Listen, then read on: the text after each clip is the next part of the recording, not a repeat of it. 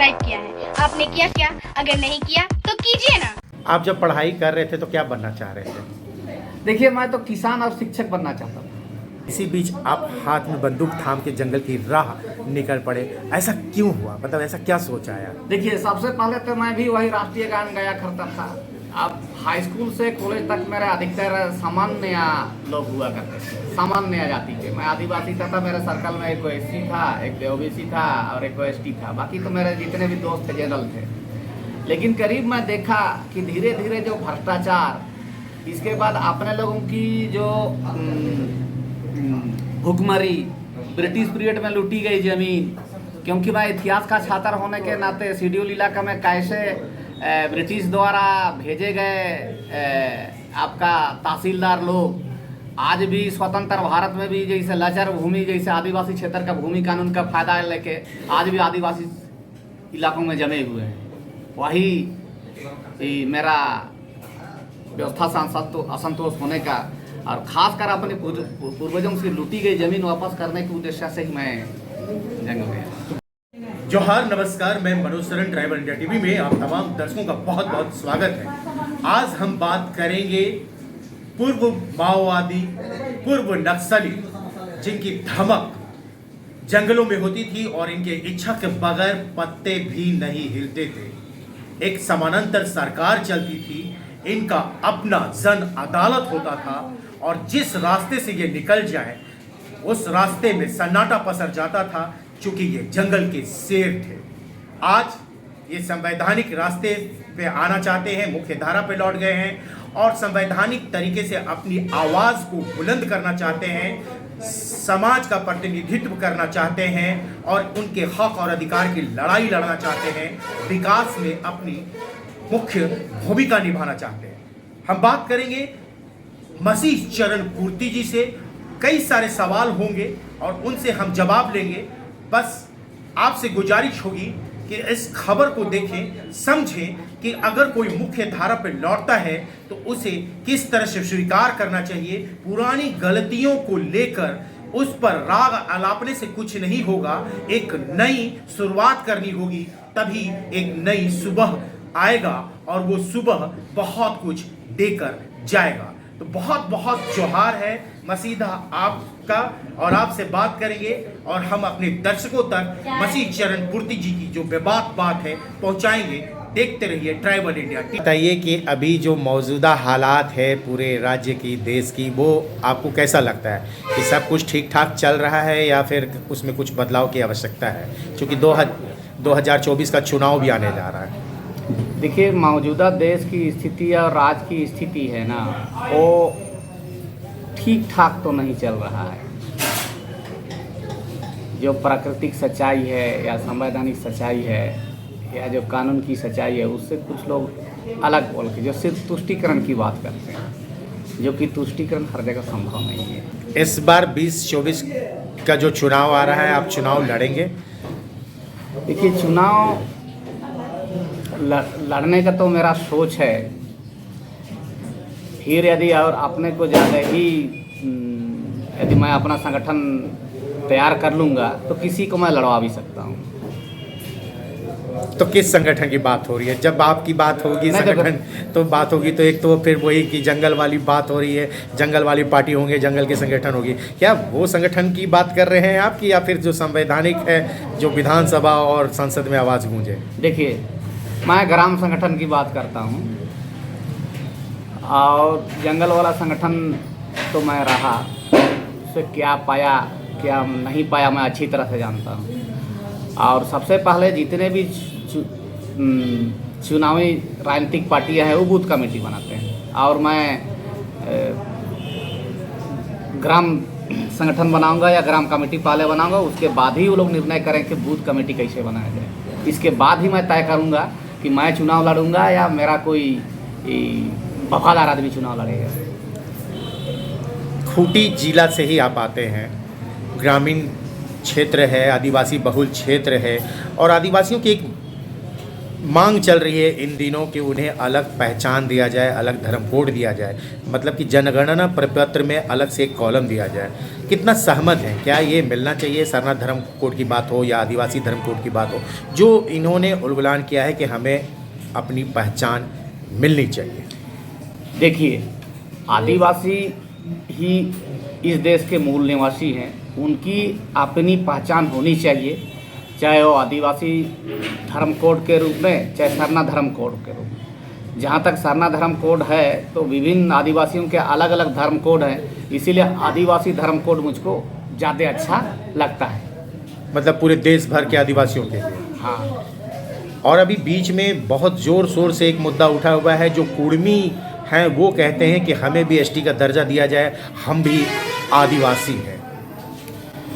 देखिए, ये तो एक मानव शास्त्रीय सवाल है और डिस्ट्रिक्ट गजेटियर का सवाल है, इसमें कोई दो मत नहीं है। आदिवासियों के साथ कुर्मियों का राजनीतिक बिरादरीना संबंध रहा, क्योंकि वैशाली के लिस्पियों का गणतंत्र था, आदिवासियों का भी, मुंडाओं का भी गणतंत्र था और लोगों का भी, या साक्या कुल के जदाओं का अपना गणतंत्र था। लेकिन ये ऑस्ट्रोलॉइड या द्रविड़ नस्ल के नहीं है। तो अब सवाल ये है कि इसको देना, ये तो सरकार का काम है, इनको आदिवासी दिया जाए। लेकिन झारखंड के आदिवासी खासकर यहाँ ऑस्ट्रोलॉइड और द्रविड़ नस्ल के हैं, मुझको नहीं लगता है कि कुर्मी ऑस्ट्रोलॉइड या द्रविड़ नस्ल के हैं। तो मतलब उन्हें वो दर्जा नहीं मिलना चाहिए या उनकी लड़ाई बेबुनियाद है? देखिए, बेबुनियाद, देखिए संविधान जनतंत्र में सबको आवाज़ यानी अपनी बात रखने का अवसर है। यदि इनके पास किसी डिस्ट्रिक्ट गजेटियर में उनका नाम है या मानव शास्त्रीय दृष्टि से कुर्मी लोगों का कुछ जो धारा ऐसा है, तो मानव शास्त्रीय लोग जैसे जीन, माइटोकॉन्ड्रिया, नाजाल इंडेक्स, कपालिक इंडेक्स, ये सब भी करके ये लोग तय कर लेंगे। इसमें मेरे कहने, आपके कहने से नहीं होगा। ये जो आदिवासी तय करती है उस कमेटी का काम है। फिलहाल अभी सरकार के द्वारा कामकाज किए जा रहे हैं, जिस तरह से विकास की बात हो रही है, तो आपको लग रहा है कि जो झारखंड अलग राज्य बना 22 साल हो गए हैं, पूरे बालिग हो गया है ये झारखंड, तो क्या जो झारखंड जिस आधार पे बना, जिनके लिए बना, उनके सपने साकार हो रहे हैं, ऐसा कुछ दिख रहा है? देखिए, यहाँ विकास तो हो रहा है, रोजगार के अवसर कम का भी सृजन हो रहा है, लेकिन यहाँ के लोगों को उस अवसरों पर हिस्सेदारी नहीं मिल रहा है। इसी का कारण ही उनमें असंतोष है, नहीं तो असंतोष की बात नहीं उठती। 1932 खतियान की बात हो, नियोजन नीति की बात हो, स्थानीय नीति की बात हो, क्या लगता है कितना ज़रूरी है और कितना सही काम कर रहे हैं सरकार या फिर लोगों? देखिए, नियोजन नीति के बारे में तो उतना मैं देखा नहीं हूँ, लेकिन 32 का खतियान जो है वो मुझको लगता है बेबुनियाद है, क्योंकि लैंड रेगुलेटिंग एक्ट लागू होने के बाद जिन जिन लोगों ने ब्रिटिश के लिए लगान वसूला, या खासकर यूपी और बंगाल के लोग यहाँ आए और नीलामी जो ली, वो लोग आज झारखंडी हो गए, जो कि असल में वही लोग यहाँ के मूल निवासियों का जमीन लूटने वाला है। और 32 का खतियान में इन्हीं लोग को इन लोगों को झारखंडी का दर्जा या स्थानीय का दर्जा मिल रहा है। मतलब जो बाहरी हैं वही फ़ायदा उठा रहे हैं, जो झारखंडी हैं जिनको मिलना चाहिए था वो उन्हें लाभ नहीं मिल रहा है। नहीं, मिलने का तो मिल रहा है, लेकिन बात ही कि नया है। आप एक तरफ बिहारी का लोग विरोध करेंगे, हाँ, गरीब बिहारी का विरोध करेंगे और अंग्रेज का दलाल को सर्टिफिकेट देंगे, कहाँ तक न्याय उचित है? मैं नैसर्गिक सच्चाई की बात करता हूँ, किसी के तुष्टिकरण की बात नहीं करता हूँ। हिंदू राष्ट्र की बात हो रही है कि पूरा हिंदू राष्ट्र बनाया जाए भारत को, इसको लेकर कहाँ तक सहमत है? देखिए, हिंदू राष्ट्र राष्ट्रीय राज्यों का धर्म राज, इसमें किसी भी जनसंख्या उसका जमीन, जिसका सीमा क्षेत्र, उसका संप्रभुता, ये सब का ज़रूरत होता है। लेकिन सवाल ये है कि हिंदू राष्ट्र में जो है वो एक धर्म आधारित राज होगा तो जितने भी धर्म आधारित राज हुए हैं वो फेल हुए, जैसे पाकिस्तान हुआ।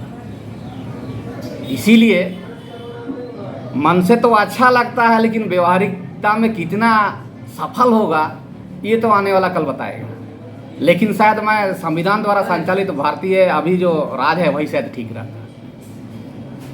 आप जंगल में अपने संगठन को बखूबी चलाते थे, बखूबी अपने जो था उसको बड़ी ईमानदारी से चलाए। अगर फिर से समाज में आपको एक नई भूमिका के रूप में आना पड़ेगा, एक जिम्मेवारी निभाना पड़ेगा कि समाज के जो है उत्थान के लिए काम करे, जनप्रतिनिधि के रूप में समाज को आगे बढ़ाएं, गांव घर का जो है तस्वीर बदले, तो किस तरह से जो है कि आपके अंदर में वो जज्बा है, किस तरह से जो उसका स्वरूप को आप बदलना चाहिए? देखिए, सबसे पहले तो जन समन्वय का जरूरी है। अंतर्विरोध तो होगा ही। अंतर्विरोध अगर कहीं भाई भाई में अंतर्विरोध होता है, प्रांतों के बीच का अंतर्विरोध होता है, धर्म के अंतर्विरोध होता है, सबसे पहले तो मैं क्या कहा कि मनुष्य होने के नाते मानवता की बात करूंगा, एक भारतीय होने के नाते भारतीयता की बात करूंगा, और जितने भी यहाँ रोजगार के साधनों पर या उत्पादन के साधनों पर न्यायोचित हिस्सेदारी का बात करूंगा, और यहाँ समन्वय की बात करूंगा। किसी निजी स्वार्थ के लिए एक दूसरे समुदाय या दूसरे प्रांत के लोगों को भड़काने का मैं बात नहीं करूंगा, और ऐसा काम करूंगा कि लोग एक दूसरे को समझें, उसके लिए लोगों को एतप्रुत करूंगा। और छोटा छोटा जो मुद्दा है रोजगार के सवाल पर किसी दूसरे प्रांत के लोगों को गाली देना, या रोजगार है तो भूखा है, नंगा है, शोषित है तो दूसरा धर्म का या जाति का जिम्मेवार है, इसे ओछी मैं छोटा मोटा बात या नफरत भरी बात मैंने। गांव घर की जो तस्वीर है वो कैसे बदले, हालात जो प्रकृति के पूजक आदिवासी हैं उनके हालात को कैसे बदलेंगे, कैसे जो सरकारी योजनाएं हैं उन तक पहुँचे, उसका लाभ पहुँचे, किसी तरह की कोई बिचौलियों की भागीदारी ना हो। देखिए, बिचौलियों की सबसे पहले तो विकास योजना जनता की सीधी भागीदारी होनी चाहिए, क्योंकि आदिवासी क्षेत्रों के लोगों का जो सोच है बाकी अन्य क्षेत्र के लोगों का, सामान्य क्षेत्र के लोगों से थोड़ा फर्क है। इन लोगों के रहन सहन, खान पान, नाच गान और संस्कृति में सामूहिकता ज़्यादा है। तो यहाँ की समस्याएं जो हैं सामूहिक तरीके से ही सुलझाई जा सकती है, जैसे सामूहिक कृषि, सामूहिक चिकित्सालय, सामूहिक की बागवानी या सामूहिक की पशुपालन,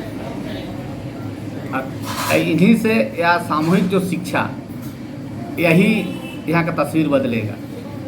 और सरकार यदि इस पर योजनाएं थोपेंगी, विकास योजनाएं, उसमें जनता की इच्छा और भागीदारी नहीं होगी तो जनजातीय इलाका का बदलाव संभव नहीं है। गुरुजी शिबू सोरेन को लेकर आप क्या सोचते हैं? देखिए, गुरुजी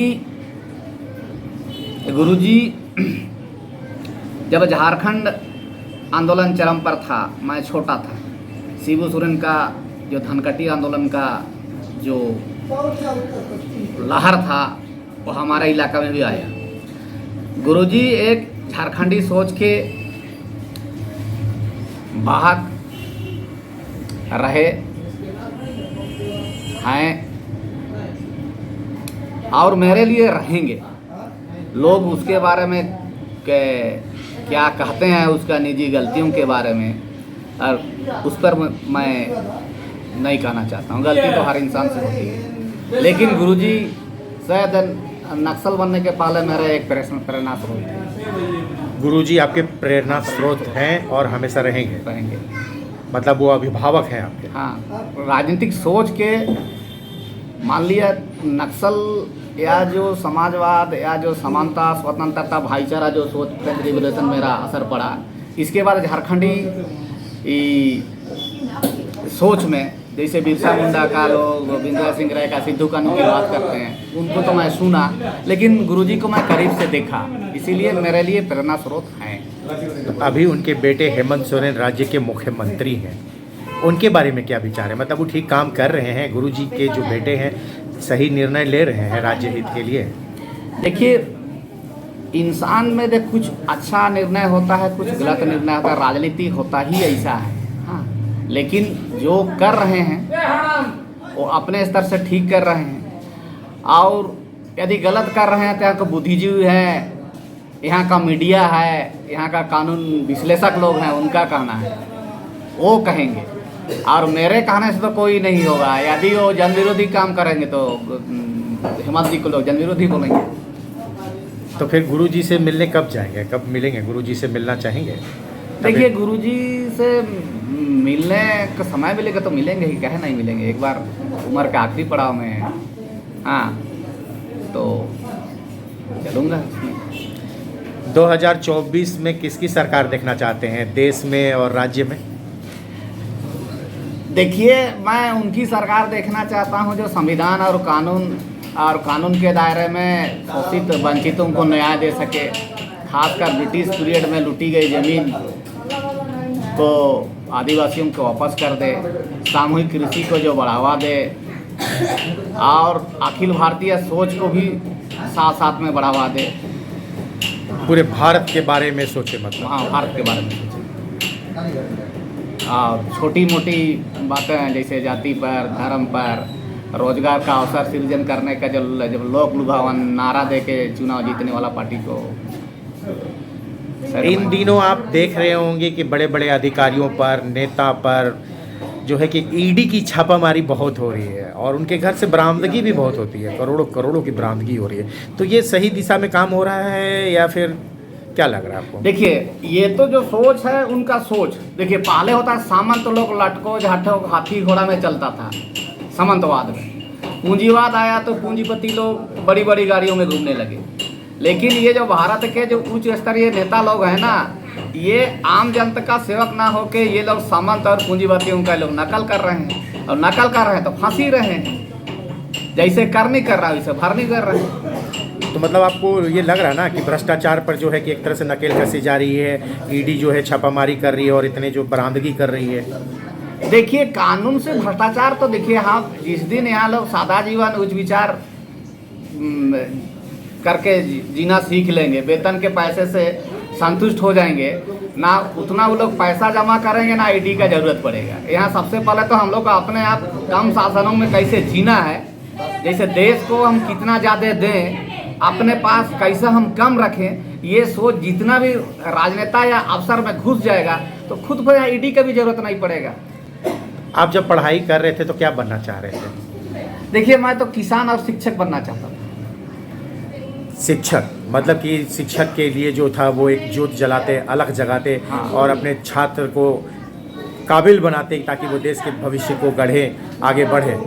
लेकिन इसी बीच आप हाथ में बंदूक थाम के जंगल की राह निकल पड़े, ऐसा क्यों हुआ? मतलब ऐसा क्या सोच आया? देखिए, सबसे पहले तो मैं भी वही राष्ट्रीय गान गाया करता था।